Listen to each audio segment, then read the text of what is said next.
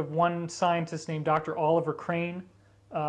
He wrote a paper called Central Oscillator and Space-Time Quantum Medium, which is, whoa, very scientific sounding word, but central oscillator means that you have a little pulsation, and you have these toroids. The torus shape is a sphere with a donut hole in the middle, and you have to imagine now that there's an energy flow going through that torus, and it goes through the center, and at the center there's colliding pressure which causes there to be a sphere in the center. The pressure increases on the sphere collapses down in size, but then it's like a piston. There's an explosion from the energy coming together, and the explosion blasts it back to its normal size. Then the pressure collapses it again. In the collapse, it creates a surge of energy which explodes it, and it comes back. So you get the idea now how there could be like a rhythm, like a pulse, okay? Well, that's what happens. There's this pulsation at the center of every torus. And that pulsation then ripples out through the medium, because this whole torus is like a fluid. It's like a medium. So the pulses are going out from the center. They reflect off the outside edge of the sphere, okay? And then they start going back towards the center. So they're going out and coming back. So you have this area in the center which is doing this, right? Then you have waves going out, waves reflecting off the edge, waves coming back to the center. So this is what's happening. Now the waves that go out and the waves that come back are interfering with each other. They collide with each other. When they do, they form walls, spherical walls of energy where there's a higher concentration, because you got the wave that's coming, you got the wave that's going, and they collide together and they form this wall. Now, as more energy gets into the system, the central oscillator starts going a little bit faster, or maybe the rhythm doesn't change, but the power of the waves change, and so the actual size of the whole system gets larger. And this is what's actually happening. It's basically a counter-rotating energy force. The way that you have this actually goes back to the ancient Vedic scriptures from India. They talk about Purusha and Prakriti, the two primeval forces, which actually are geometries. Purusha is a icosahedron, Prakriti is a dodecahedron, which are these basic geometries, the Platonic solids as they're called. So one basically stays stationary and the other one moves, and they counter-rotate inside of each other. So you now have to imagine two spheres with the donut hole in the same space, and as they collide, they counter-rotate, and they form, one as it rotates forms a wave that's going up like this.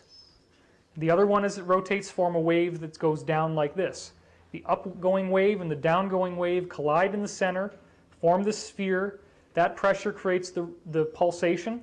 The pulsation creates ripples that go out. Ripples come back. They interfere with each other. They create these walls of energy. And as the system evolves, the walls of energy push away from the center and they grow and expand in size. As those walls collide with our solar system, they charge up the sun, they charge up the planets. That's what we're seeing in my work with Hoagland. It affects the whole solar system. It changes our DNA. It expands our consciousness.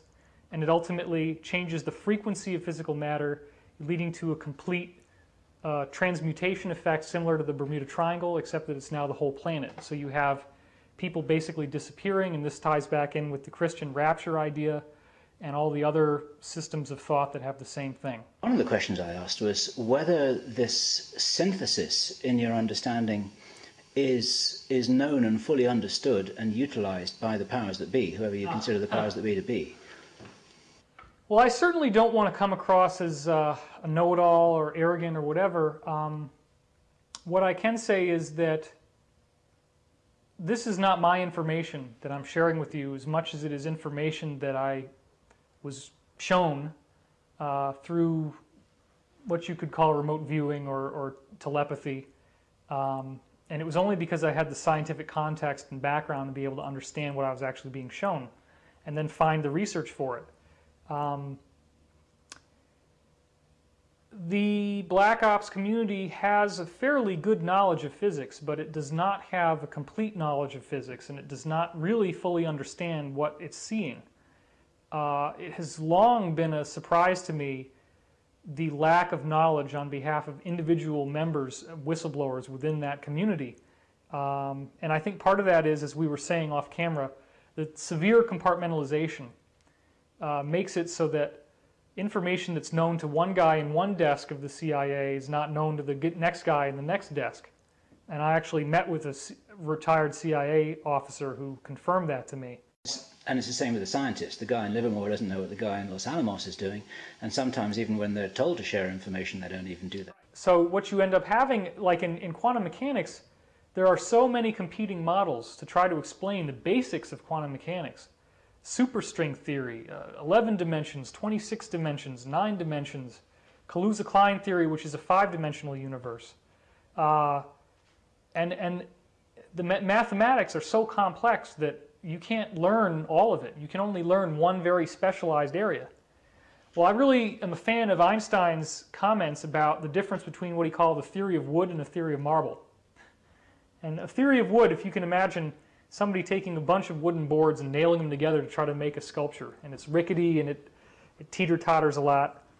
Whereas a really good theory is like it carved out of marble, and it's already there, and you just have to take away that which you don't need. Einstein said that a really good theory is self-evident. It's simple, it's easy, you can explain it, and it works. We're now dealing with a unified science in which we see the same properties at the quantum level as we see at the galactic level, the micro and the macro, and in mainstream science, quantum physics and relativity theory, which is Einstein's physics, do not interrelate with each other. There's a very big disconnect there. Unified field theory is going to have to unify those together, and I believe that what I'm describing to you is a unified theory. Part of that is how we see the same effects in the quantum field showing up in the structure of these superclusters of galaxies, where they're all based on this octahedron shape, like an egg carton. They call it an egg carton universe. That's Bataner and Florido. Those two scientists in Spain did that research. So I don't want to get too far off track into physics things, because a lot of people start, when you do this on stage, you see the heads start going like this.